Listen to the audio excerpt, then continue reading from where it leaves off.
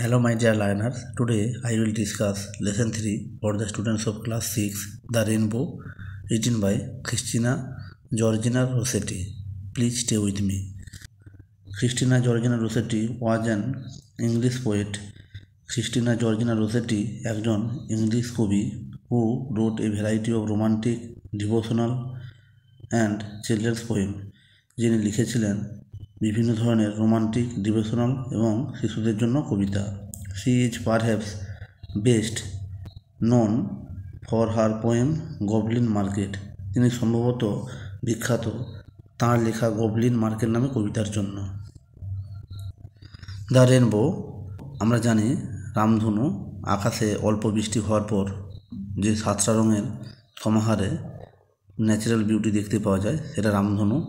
7টা colour, বেনিয়া সহ কলা, সেটা নিয়ে আজকের এই কবিতাটা আমি পড়ছি।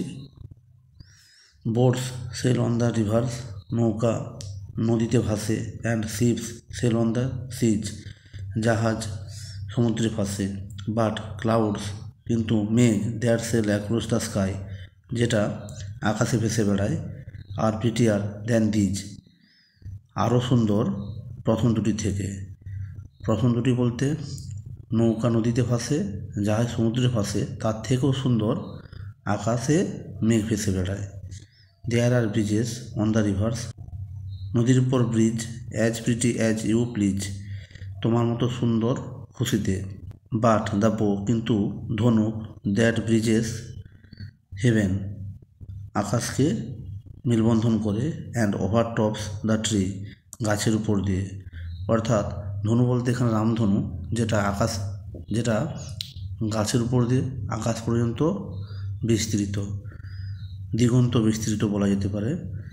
অ্যান্ড বিল্ডস এ রোড, এবং একটা রাস্তা তৈরি করে, ফ্রম আর্থ টু স্কাই, মাটি থেকে আকাশ পর্যন্ত। Is prettier far than these, সেটা আরও সুন্দর এগুলির থেকে। অর্থাৎ এর আগে এই কবিতায় বোটসের সৌন্দর্যের কথা বলা হয়েছে, শিপের সৌন্দর্যের কথা বলা হয়েছে। তারপর তিনি বলেছেন আকাশে যে মেঘ ভেসে বেড়ায়, সেটা প্রথম দুটির থেকে বেশি সুন্দর। এখন তিনি রামধনুর কথা বলেছেন, যেটা মাটি থেকে আকাশ পর্যন্ত বিস্তৃত, সেটা আগেরগুলির থেকেও সুন্দর।